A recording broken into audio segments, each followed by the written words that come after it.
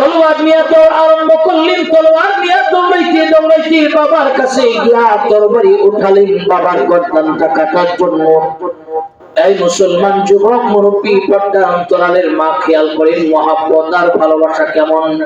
হযরতে তালহা ইবনে বরা তলোয়ার উঠে বাবারে বলতেছেন, বাপ নবীজি বলেছে আপনার গর্দানটা আল্লাহ রাসূলের কাছে নিয়ে যাওয়ার জন্য। যেই মাত্র তালহা ইবনে বরা এই কথা বললেন তলোয়ার উঠায়া নবীজি তলোয়ার দিয়া হুজরার ভিতরে বসে থাকেন নাই। আল্লাহ রাসূল পিছু পিছু পিছু পিছু হযরতে তালহার পিছনে আয়েশা দাঁড়ালো। যেই মাত্র বরার গর্দান বরাবর তলোয়ার উঠেছে আল্লাহ রাসূল পিছন দিকে তালহা ইবনে বরাকে ডেকে বললেন, এই তালহা তরবারি নিচে নামাও, আমি নবীজি কেবল দেখতে চেয়েছি তুমি আমাকে কতটুকু মহব্বত করো, ভালোবাসো। বুঝতে পেরেছি তুমি ছোট হতে পারো, কিন্তু তোমার এই ছোট হৃদয়ের ভিতরে আমার মহব্বত রয়েছে 100 থেকে 100। অতএব তলোয়ার নিচে নামাও।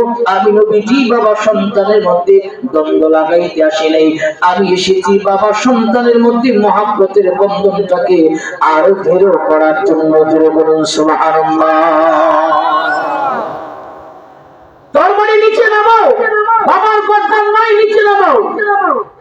আল্লাহ রাসূল তালহা ইবনে বরা রাদিয়াল্লাহু তাআলা কে বুকে চাপ দিল। এই মুসলমান যুবক বুকে চাপ দিয়ে আমার নবীজি সবক দিয়েছে। সবক দিয়া বললেন, এই বরা তার বুকে শুনে রাখবা, সে কিন্তু আমাকে মহব্বত করে, আমিও তারে মহব্বত করি। হযরত তালহা ইবনে বরা বাড়িতে গেছে, কিছুদিন পর অসুস্থ হয়ে গেছে, একেবারে মুমূর্ষ অবস্থায় বিছানায় পড়া। নবীজির কাছে খবর পৌঁছে গেল, নবীজি আপনার মহব্বতের প্রিয়তম সাহাবী হযরত তালহা ইবনে বরা অসুস্থ অবস্থায় বিছানায় আছে। নবীজি আমার সাহাবাদের জামাত নিয়ে তালহা ইবনে বরাকে দেখার জন্য আসলেন। এই মুসলমান যুবক মুরব্বী পর্দার অন্তরালের নাম আল্লাহর পয়গম্বর তালহা ইবনে বরাকে দেখার জন্য সাহাবাদের জামাত নিয়ে আসলো। আমার নবী তালহা ইবনে বরাকে দেখার পর নবীজি তাকে দেখলেন এতটাই অসুস্থ, বিছানা থেকে পিঠ উঠাইতে পারতেছে না।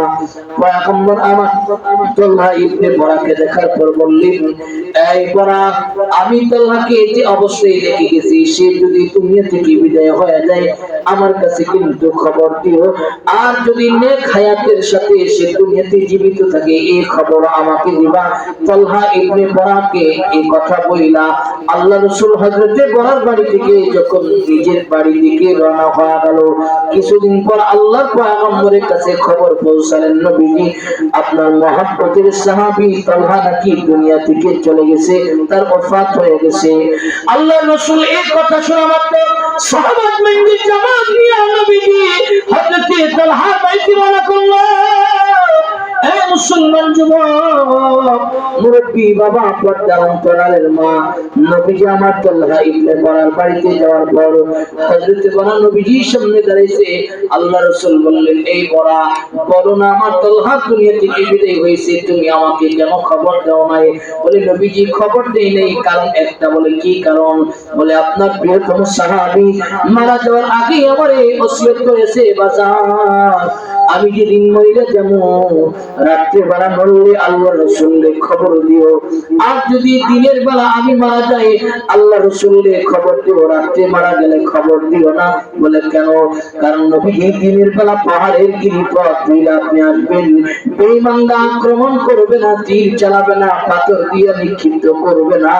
আর রাত্রে বেলায় তার মৃত্যুর সংবাদ শুনে যদি পাহাড়ের গিরিপথ দিয়ে আসতে যান, তালহা বলেছেন, বাজান আমার নবীর বেঈমানরা যদি আক্রমণ করে, আবার রাসূল যদি আমার জানাজায় পড়ার চেষ্টা গিয়ে আক্রান্ত হয়, ময়দানে মাশারে আল্লাহর আদালতে দাঁড়ায়া এই চেহারা কেমনে দেখাবো? আমি যদি লজ্জিত হয়ে যাই নবীর গায়ে আঘাতের কারণে, এই কারণে আপনার প্রিয়তম সাহাবী রাত্রে মারা গেছে, আপনারে খবর দেই নাই। জোরে বলুন সুবহানাল্লাহ। সুবহানাল্লাহ। খবর দেই নাই, রাত্রে মারা গেছে। মহব্বত কেমন ছিল, ভালোবাসা কেমন ছিল, নবীর ইশক আর মহব্বত। তো আল্লাহ রাসূলের কাছে কথা বলার পর নবীজি চোখের পানি ছাইড়ে দিয়ে বলছে, এই বলা, আমাকে আমার তালহার কবরের পাশে নিয়ে যাও। হযরত তালহার কবরের পাশে নবীজি গেছে, হাত তুলে দোয়া করতে, আল্লাহ আমার তালহার প্রতি আমি রাজি, তুমিও রাজি হও,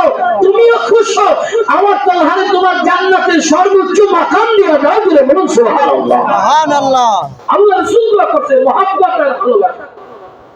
নবীজির ভালোবাসার মহব্বত ছোট হওয়ার বড় ছিল, এই মহব্বতে আল্লাহ জান্নাতে নিয়ে যাবে। কিন্তু আমরা দাবি করি নবীজির উম্মত, আমাদের কাছে নবীজির ইত্তেবা, মহব্বত, অনুসরণ, ভালোবাসা নাই। প্রতিটা কাজে নবীজির অনুসরণ আছে না নাই? সবাই বলেন আছে না নাই? মুসলমান ঘর থেকে বের হবে, নবীজির অনুসরণ। মুসলমান টয়লেটে যাবে, ওই জায়গায় অনুসরণ। মুসলমান রাস্তা দিয়ে পথ চলবে, ওই জায়গায় সুন্নাতের অনুসরণ। মুসলমানের সন্তান বিবাহ করাবে, ওই জায়গায় নবীজির সুন্নাতের অনুসরণ। মুসলমানের সন্তানদের সব জায়গায় সব কর্মক্ষেত্রের ভিতরে সিকির করবে, সুন্নাতের অনুসরণ। কিন্তু আমাদের কাছে সুন্নাত নাই। দেখেন, মিসওয়াক করা সুন্নাত, মিসওয়াক করি না। এরপরে আতর ব্যবহার করা সুন্নাত, আতর ব্যবহার করি না। টুপি পরা সুন্নাত, পাঞ্জাবি পরা সুন্নাত। প্রিয় ভাইয়ের আমার, নবীজির কোন সাহাবী তো গোসলখানায় গিয়ে নিজের মাথা থেকে টুপি আর পাগড়ি আলাদা করে নাই। ধরে বলুন আল্লাহু আকবার। আল্লাহু আকবার।